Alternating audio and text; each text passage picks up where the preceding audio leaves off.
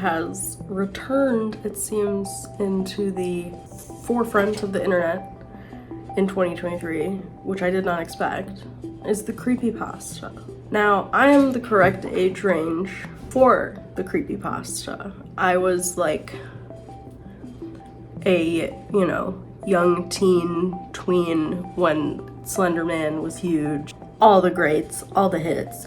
But I missed them the first time around because I didn't have like reliable internet until like early high school for me. So I didn't even know who Slender Man was. By the time that I was aware of what a creepypasta was, I had kind of outgrown that. And I also didn't like horror yet, so I just was not the target audience, I guess, for the creepypasta because I was a terrified child. I love horror now, but I was so freaked out. So I was really late to all the internet horror stuff. Like in high school, I started seeing all, the videos that were so, part of the weird side of YouTube or scary YouTube or whatever you want to call it. I just kind of missed creepypastas. And then like Smile Dog I thought was silly because it was called Smile Dog, which I'll get into Smile Dog in a second. Although I did believe Squidward well into like, I think I first read it when I was like 16 or 17 years old, and I was like,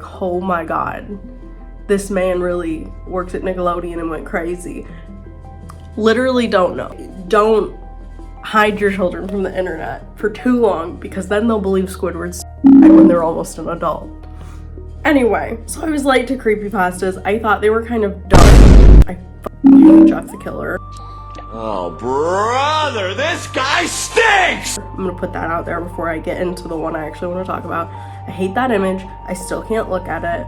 Nexo just made a video about the source of the image, which is fascinating. Like, I do think it's fascinating that we can't find the source of the image, which makes it more scary, and I'm so embarrassed. I can't look at it for too long. I really can't. It really upsets me. And I know that a lot of my now adult peers feel that way about certain creepypasta images. Like, I have a friend that cannot do the Russian sleep experiment thing, which is literally a Spirit Halloween prop. They just edited it weird. And then I have a friend that cannot do Smile Dog, which is like so funny to me because I don't find Smile Dog scary at all. But I will say, I always joked that the creepypasta show, Channel Zero, which is a fantastic show and probably the thing that made me truly start taking the creepypasta seriously, because that show was just done so well. And it started with Candle Cove, which I would argue is one of the best written creepypastas. Obviously, I'm a Chris Straub stanny. I love analog horror, and I consider him the father of analog horror with Local 58 and, even Candle Cove. You could consider it pre-analog horror, because it's kind of a story about the concept of analog horror. Anyway, getting way too meta there. Channel Zero was so good, and I always joked, like, well, they canceled it before they could do Smile Dog, because my joke was that you could never make Smile Dog actually scary. I was wrong, because the YouTube channel Chainmail Chasers made Smile Dog scary. It's so good. I think it's one of the best, like, ongoing, I guess it wouldn't be considered analog horror, it's digital horror. The kids are really making a distinction between those two things. It's all the same to me. I don't think analog horror actually needs to be analog based, but that's a video for another time.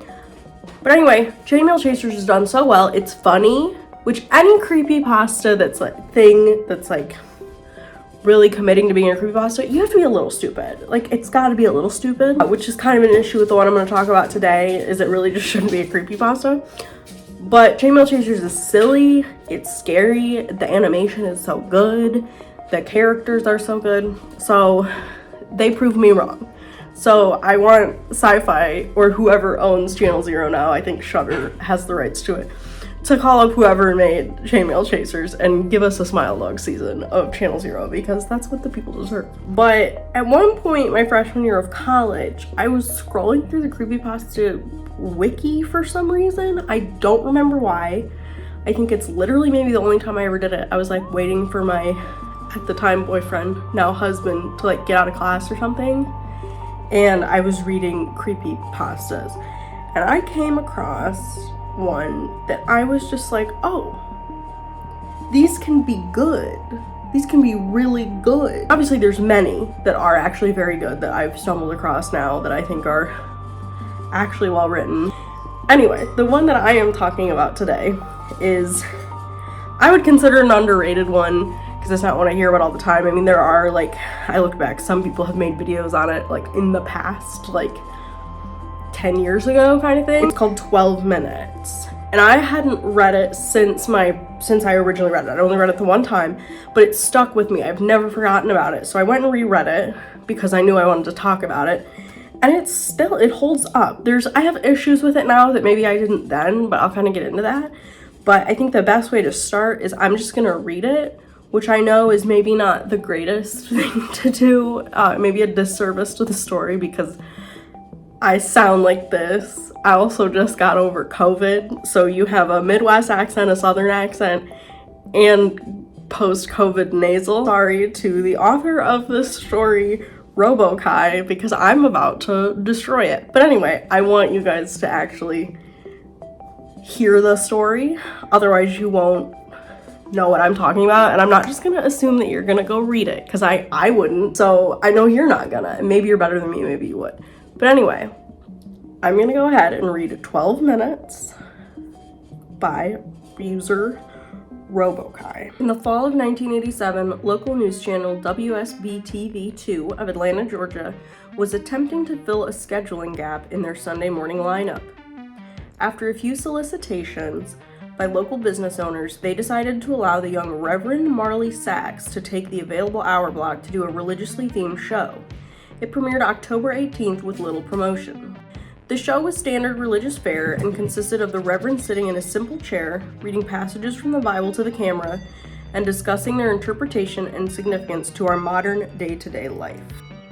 The show received a reasonable number of viewers and continued to be shown into early December. It was then that the studio began to receive extremely strange complaints from viewers of Words of Light with the Reverend Marley Sachs. The calls were from women, and women only, who vaguely referred to uncomfortable feelings they had at very specific intervals during the program. They described feelings of nausea, back pain, dizziness, and blurred vision. These callers, for no discernible reason, were convinced that it was the viewing of this program that was causing these symptoms. It was later determined after 3 weeks of complaints that these feelings were happening at roughly 12-minute intervals during the course of the program. The small studio staff checked all recording equipment, both audio and video, and found nothing faulty. When the Reverend was made aware of these incidents, he merely shrugged and stated, cryptically, that some can't handle the voice of God. The head of the studio, at a loss to explain the cause of these complaints, decided to continue running the program. By February, viewership had dropped sharply, and it was decided to pull the plug on the show. The studio had figured it would be more prudent to spend as much time as possible on the news story that had the two other local news networks abuzz: the miscarriage epidemic. Starting sometime in November, the number of healthy pregnant women miscarrying in the Atlanta metropolitan area had reached over 300. The CDC could find no discernible cause for this terrifying occurrence. The Reverend took the show's cancellation with what could only be described as abject indifference. When informed, he made no protest, merely nodded, almost knowingly. He left the studio after the last episode was filmed without so much as a word and dropped off the face of the earth. No one ever heard from him again, not his former congregation or any member of the church. The studio moved on, filling the slot with an infomercial, and continued to concentrate on the miscarriage story. A year and a half later, an intern at the WSB studios discovered the tapes of the Words of Light and began going through them in an attempt to find stock footage for an upcoming piece the station was doing on the impact religion had on the city. The Atlanta incident, as the miscarriage epidemic became known in medical journals, petered out 3 months after the studio canceled Reverend Sachs' show and had already began to fade from the public consciousness. As the intern went through the tapes, he accidentally made a disturbing discovery about the footage. While attempting to stop one recording at 10 minutes and 45 seconds, he mistakenly jammed the fast-forward button down. While the footage whizzed by, he attempted to pry up the button with a screwdriver. Just as he succeeded, the tape stopped at 32 minutes and 1 second. The intern actually fell out of his chair when he looked up at what was frozen on the screen. the image of a badly decomposed, severed head filling the entire frame. After he collected himself, he moved the film back a few frames, then forward, and realized that his mind was not playing tricks on him. He began going through the rest of the recording and soon discovered that at exactly 12-minute intervals, the image would appear for one frame. Thinking it was some practical joke being played on the new guy, he presented it to one of the film technicians, ready to be mocked. The technician was just as puzzled as him. No one had touched the footage since the cancellation of the show. After the studio had closed for the night, the intern convinced the tech to help him go through all the tapes of the Words of Light. They discovered that every single episode had the same horrifying anomaly. They also realized that as the show progressed, the image had become more disgusting, as maggots began to eat away at the loose flesh and pieces of hair and skin seemed to have fallen off exponentially. The tech made clear to the intern that they were seeing was technically impossible, since the film itself showed absolutely no signs of splicing. And he himself had been at every filming of the show and knew no time when this image could have been inserted into the frame. All of this was presented to the studio head, who, fearing some kind of backlash over allowing this to get on the air, ordered all the tapes destroyed. He told the intern and tech that he had no interest in knowing who did it at this point, only that, quote, covering their collective asses is all that's important now. He demanded that they mention this to no one. The tech easily moved on, remembering the incident as a darkly funny personal anecdote, but the intern wouldn't let it go. He made copies of as many tapes as he could before they were wiped, and took them to see if he could find anything else in them that might point to who did this or why they would. A week later, he attempted to rope the tech into helping him again, saying that he believed he had discovered something even more disturbing than the images themselves. When the single frames were edited together in chronological order, the head's mouth appeared to be moving as if trying to form words. The tech, fearing for his job, told him to get rid of the copies and to not talk about it again. A week later, police responded to a 911 call made by an elderly woman in one of the Atlanta suburbs at dusk. She had heard horrible noises coming from her next-door neighbor's house where a young couple lived. She told the emergency responder that the wife was pregnant and that she was terrified that something had happened. When the officers arrived on the scene 20 minutes later, they found no lights on in the windows and the front door ajar. They moved in slowly and made their way into the living room. Inside, they found a young woman, dead, with her abdomen slashed open. The wound was jagged and a trail of blood led from the body to the couch on the far end of the room. There sat her husband, the studio intern, naked, the corpse of his unborn child at his feet, dying. In his hand, he held the rusty piece of metal siding he had used to gut his pregnant wife. The television was on and playing an 18-second loop of silent footage of a decomposing head mouthing some unintelligible words. The story at the police precinct to this day goes that the intern kept saying under his breath, over and over, as they led him away, "The light of God calls them." So there's a lot going on here, per usual with the creepypasta. It's never fun, it's never a nice story. They're often fun. This one's maybe not as fun as your smile dogs and whatnot. Before I get into my analysis of it, I'm just gonna talk about why I think this one has stayed with me.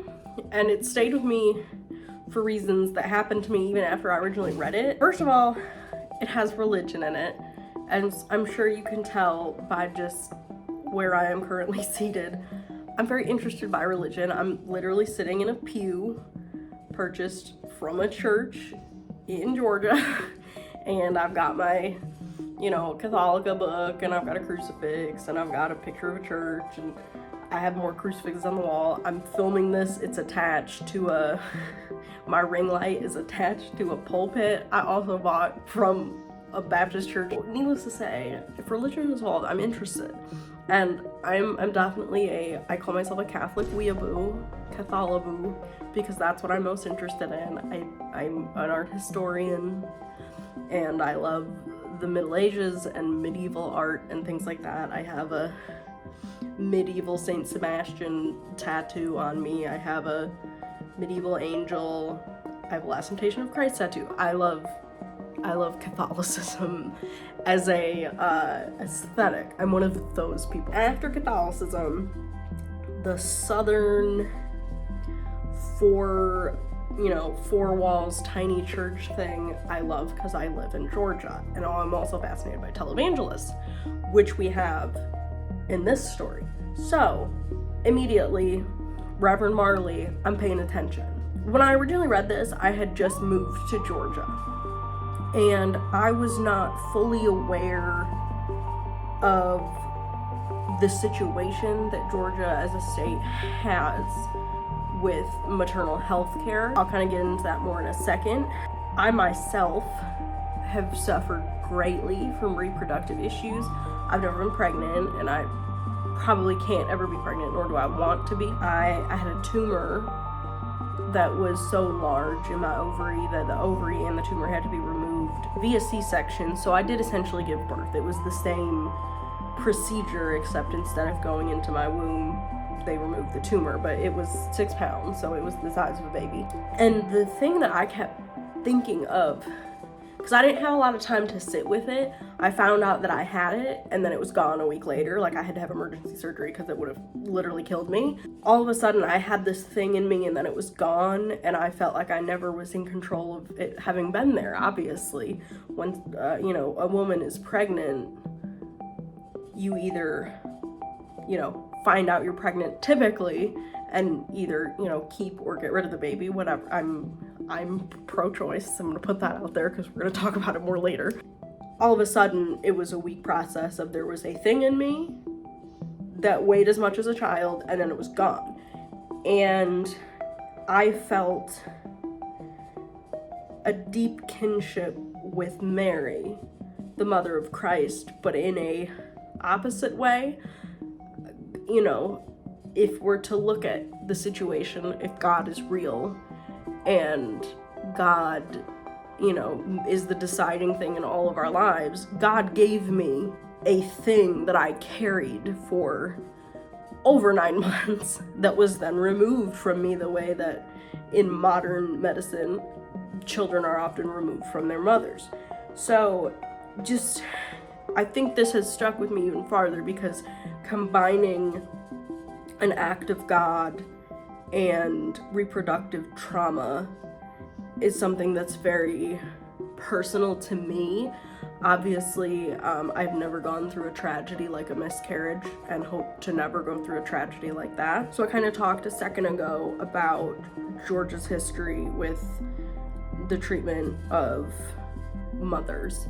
Georgia has one of the highest maternal death rates in the country, and it's been growing steadily in the past 5 or so years. I assume that RoboKy chose Atlanta for that reason. I can't know if they did. Maybe they just live in Atlanta, or it was a big city that they could use. We just don't have a lot of huge metropolitan areas in the southeast. At least you get over to your Texas and Louisiana and stuff like that, but there's just not a ton of huge cities in this part of the country, so that could just be why. I'm pretty sure that the maternal mortality rate in Georgia has probably been bad for a long time, but I think in general the country is reporting on this data more now because, women are saying, hey, please stop killing me, and also pay attention to the fact that you're killing me and other women. I just think it's interesting that this is something that's coming up in a creepypasta. And again, I'm reading into this, and I'm going to get into the analysis in a second, but I think those things, just it being a religious story, it involving reproductive health, and it involving a place that I live, really drew it to me. I will say that I personally have been treated better in Georgia than I ever was in the North by doctors. I've been taken more seriously consistently and been respected more. So this is certainly not every doctor. I also have not been pregnant though, and I am also a white woman. So I recognize my privilege in those cases, and that's the biggest issue, is the disgusting racism that is present in the entire country when it comes to pretty much everything, but in this case specifically medicine. It's just not okay. Now that I've discussed my personal feelings and why I think I was so drawn to this, I'm gonna get into a little analysis and a little criticism because, I do really love this story. I do think it held up, but now that I would say, I'm more aware of creepypastas and creepypasta tropes now than I was when I read it originally, just because I'm so into internet horror. And you can't really get into internet horror without coming across creepypastas. I'm certainly no creepypasta expert. I would never say that I am. Creepypastas and analog and digital horror are definitely all very tied together, and I'm always gonna gravitate more towards analog horror / digital horror, whatever you want to call it. I have a mandala catalog tattoo. I'm very serious about analog horror. I love it very much. Which, you know what? It's funny. You get your creepypasta people who grew up with creepypastas and love them so much calling analog horror trash, and then I see analog horror people calling creepypasta trash, and it's like, y'all, we are all cut from the same cloth. Let's calm down. But anyway, I'm no expert, but I am a little more aware of like the tropes and things like that than I was when I just kind of randomly read this when I was 18. One thing I want to start off with is I saw a lot of comments on the wiki where I read this, assuming that Reverend Sachs, the televangelist that had the show, was not a real man of God, but a Satanist or answering to like a Lovecraftian entity. I personally don't like this theory. I can see why people think it, because it kind of is obvious, but we're getting into real creepypasta theory here. It's nothing. This is just what I think. This is just my interpretation. I think most creepypastas are open to interpretation. So I'm really gonna be going off the deep end. If you saw my Silent Hill 4 video, you know I like to theorize. I don't agree with this theory. I get it. I get where people are coming from, especially with the head speaking like an unintelligible thing. But I think he really is a Christian. I think he truly believes in God. And I think that you either have a very vengeful God working through Reverend Sachs, or maybe the devil working through him. Because you see that, I mean, that's a classic trope of, you know, the devil or demons using religious figures to act out their will. And I feel like you see that way more in Catholicism than you ever would in whatever Reverend Sachs is here, because I'm assuming he's not Catholic if he's in the South with a television show. It's typically going to be your Baptist or Methodist or something like that. I mean, if we go with it's just a vengeful God has a history of just wiping out entire civilizations, so this isn't that crazy. Do I think that God would worry about causing some miscarriages in one part of one country in the entire world? No, I think he has better things to do. I'm not gonna interpret this story like literally.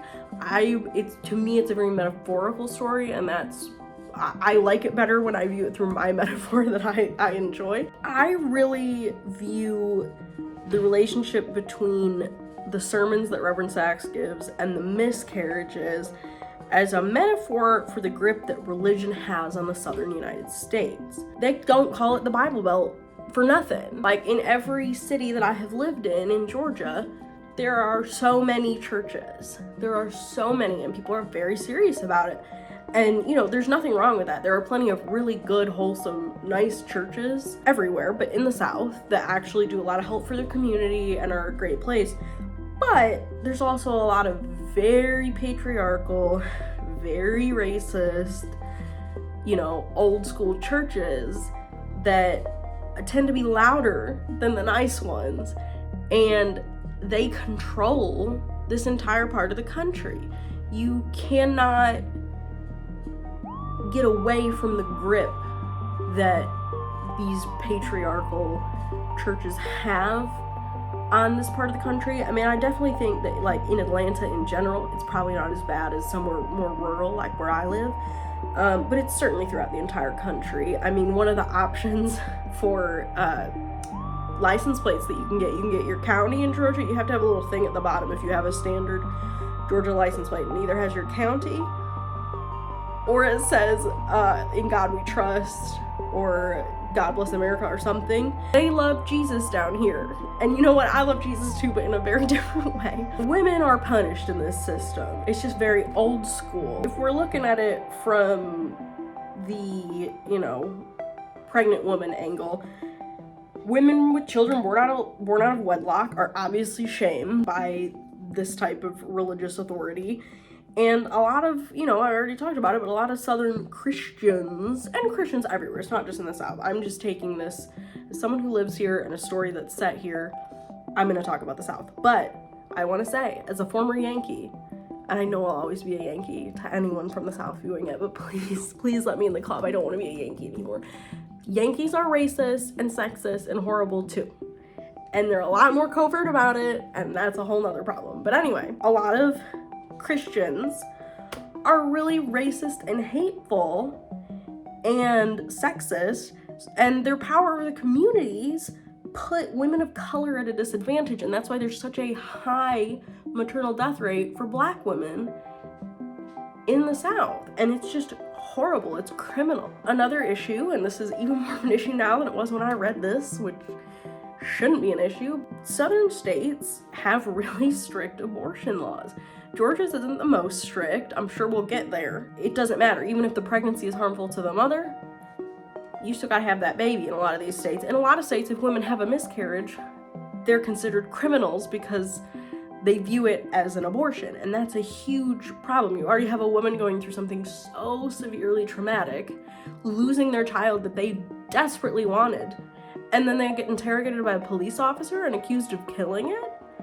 My goodness, we already hate our bodies so much for so many different reasons. At least I know I do. I can't imagine a cop literally telling me that I'm responsible for killing something that I wanted so desperately. It's evil. They don't treat women like they're people. I really think that's what it is. I think the show and the direct correlation of the miscarriages is just a metaphor for the grip that Christianity has on this part of the country. And I think that's really interesting, and I think it's really cool to see a creepypasta that can be interpreted in such a political and social way. I don't think you necessarily see that in a lot of other ones. I certainly don't see that in Jeff the Killer or Smile Dog. We stand Smile Dog again. I'm not shitting on Smile Dog. I am shitting on Jeff the Killer. I hate him. I just think that's really cool. But I do have a major issue with this story, and you could argue that my issue with this story makes me not even like the story, because I don't like the entire ending. Once it starts with the intern, I turn off.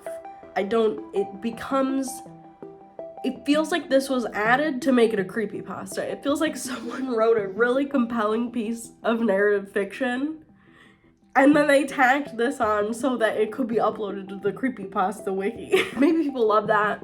And you know what? I'm usually a sucker for a spooky tape. Again, I love analog horror. I think it's just not necessary here. I think it's an overused trope that they just kind of stuck in where it didn't really fit. I just think the mystery of sex and what the word of God is doing to cause the miscarriages is way more interesting than the head. And it doesn't, not to pick apart the logic of a creepypasta, because I don't want to be that guy, but how did they get in there? What is it saying? Why did the intern edit them together when he knows it's a malicious thing? Why does an intern have a pregnant wife? Interns are usually like 22, which in Georgia, this is fair, but an intern wouldn't own a house. Okay, red flag 1. An intern would not own a house in Atlanta. It is not cheap. It is not cheap. Yes, it's cheaper than New York, but I could not go buy a house in Atlanta, and I am well into my career. But I think that the tapes, it's really derivative of, like, literally, I brought up Squidward's earlier, but it literally is. They went in and they just popped in the Squidward's real life part of it, and without as much explanation, obviously. In Squidward, you find out it's a disgruntled Nickelodeon employee who is splicing these tapes together, whereas this one, it's a mystery. I almost think it's too vague, and I feel like there's a disconnect. I think the majesty of it's just literally the words that the Reverend is saying causing them. I think that's just far more interesting. I also think the ending with the wife, where he kills his wife, is just a little gratuitous and unnecessary. I don't think creepypastas have to be really violent to be successful. Again, it takes the power away from Sax and it gives it to the tape, because he does this when exposed to the head rather than when exposed to Reverend Marley. And I just think, I don't know, I think we should give it to the enigmatic preacher over the tape in this situation. I just think that's far more interesting. And again, I love a scary tape. Y'all could come at me in the comments and say, oh, you like the Mandela catalog, but you don't want a scary headless tape. I don't in this situation. I'm always going to choose a preacher over a tape. And maybe that's why I like the Mandela catalog so much, because it's super religious and there's tapes and it all works together. I think that 12 Minutes is a really interesting story. I think it's an underrated creepypasta. I wish it was talked about a little bit more. I get that it doesn't have like the really eye-grabbing things that maybe kids gravitated towards in the early creepypasta days. You know, there's not a character that's really cool, like a Slender Man or Smile Dog or Jeff the Killer, who is not cool, and also the twinkification of Jeff the Killer is a problem. We need to make him dumpy and scary like he is in the image. You just go ahead and make your own new twink, not Jeff the Killer. Obviously it has the image of the head, which I've shown already, but I'll flash up again, which is super scary and it is gross. I get that it can't captivate the mind of a 12-year-old the way that Slender Man can, but I definitely think it should get some more eyes on it now that we're all in our 20s liking creepypastas again. Or is it a bunch of 15-year-olds that are liking creepypastas for the first time and I'm just also seeing it because I am in the analog horror sphere? I think this would make a super interesting adaptation of like a Channel Zero type thing. I think you could expand upon it a lot more, explain the tapes more. You could really commit to that, and maybe I would like it more if there was more meat to that, or you just really lean into Reverend Marley. I think more Reverend Marley, less intern that's able to buy a house in the suburbs of Atlanta as an intern. It causes a lot of discussion. And who knows, maybe I'm just reading way too much into this, way more than I need to. What's fun about fiction and things like creepypastas is you can project your own feelings and thoughts onto it, and it can start a conversation. Let me know what some of your favorite underrated creepypastas are. Let me know what you feel in the analog horror versus creepypasta debate. What side are you on? Or are you like me and you're not picking sides, which is a lie. I'm picking analog horror all the time until I die. And would you like to see a video on me talk about like the evolution of internet horror and what's the difference between a creepypasta and analog and digital horror? Because that's something that's interesting to me. I'm really like, I don't know why I get so stuck on analog versus digital horror. Like, I don't think they need to be separate things. That's all I have. Like and subscribe. 1 subscription equals 1 televangelist not causing a miscarriage. Ooh, I don't like that. Okay. Bye.